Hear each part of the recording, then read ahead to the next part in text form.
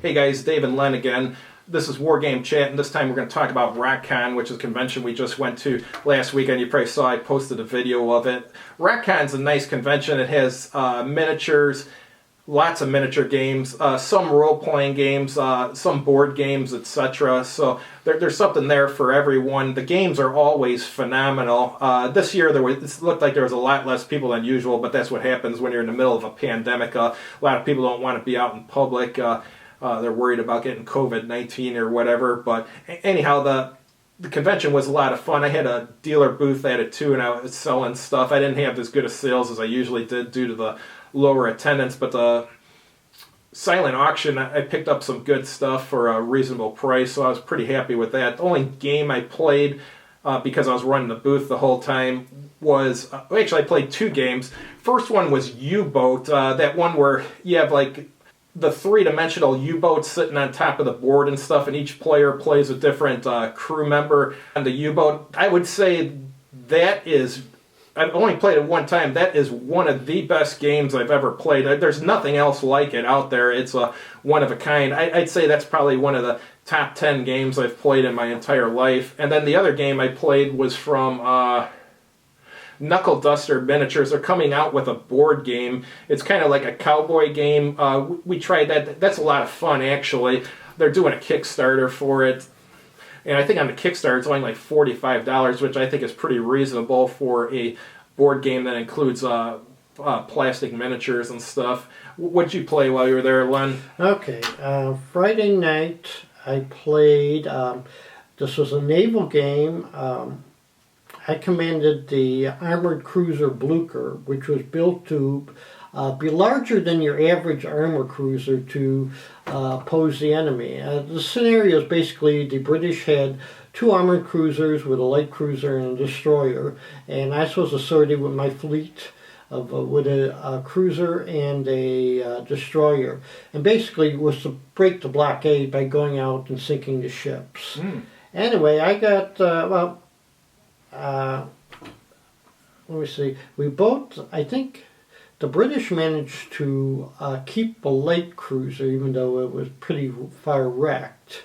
And I mostly fought one-on-one with a British armored cruiser, and I put like 2/3 of it was damaged. The other one ran like a coward to shoot up my armored cruiser. And, well, this was like a first play of a rule set, and there were a number of problems.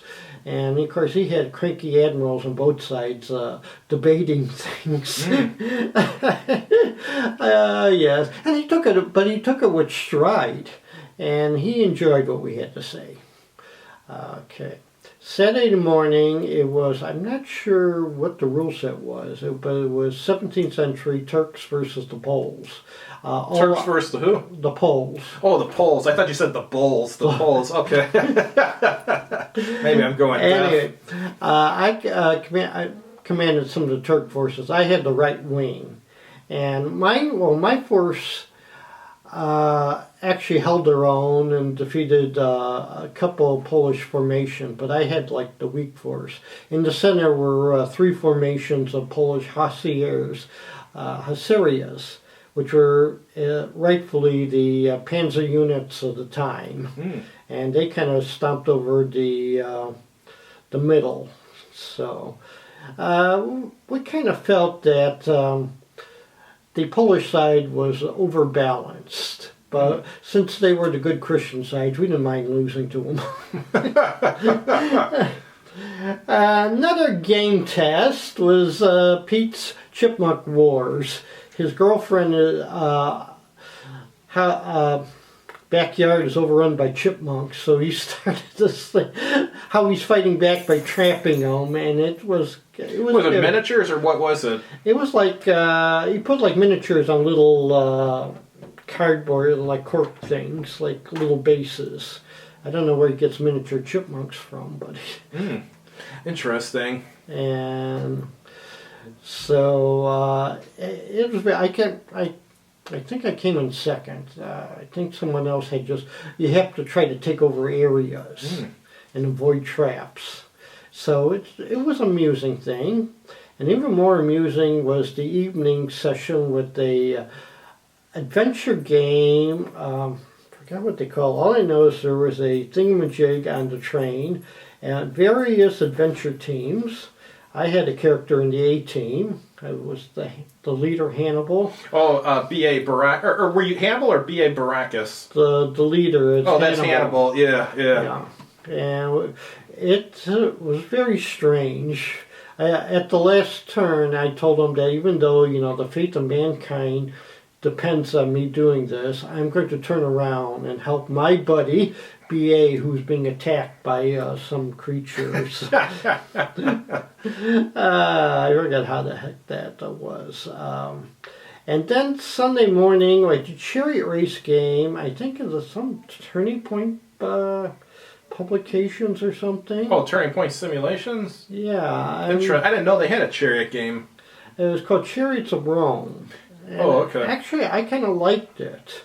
Was it miniatures or a board game? It was like a board game, but you had like little miniatures. Gotcha.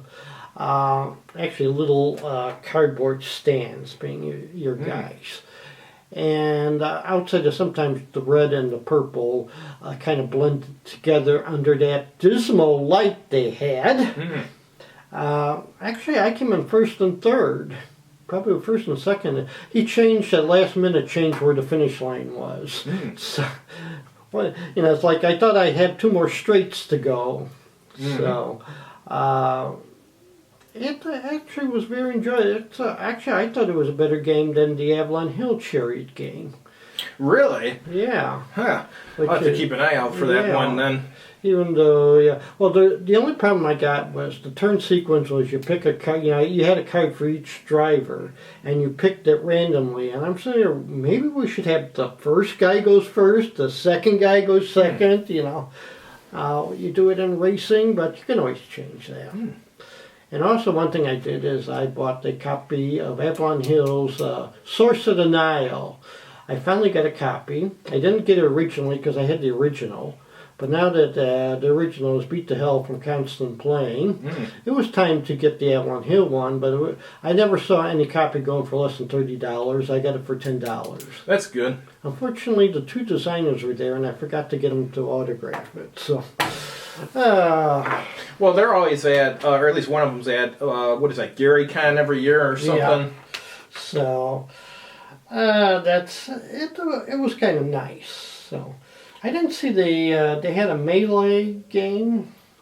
Yeah, some guy made some like 3-dimensional terrain for playing Melee. It looked kind of cool. I think he was there once before, like 3 years ago or something, or 2 years ago. Yeah, I was too busy with the Armored Cruiser to play his game.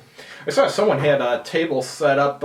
It looked like a car racing game, and the cars it was using were like Matchbox-sized cars. So Yeah. that looked pretty cool. Yes.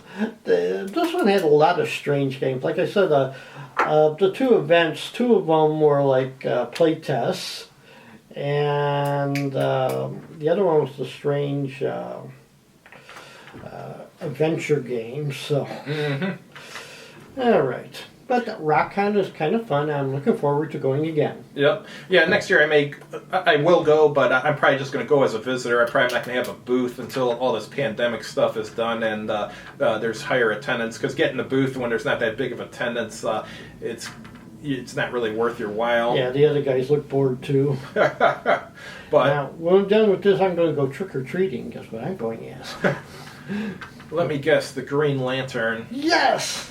He's so smart. All right, guys, that's all we got for you this time. We'll have a new Wargame chat next week. Have a good evening.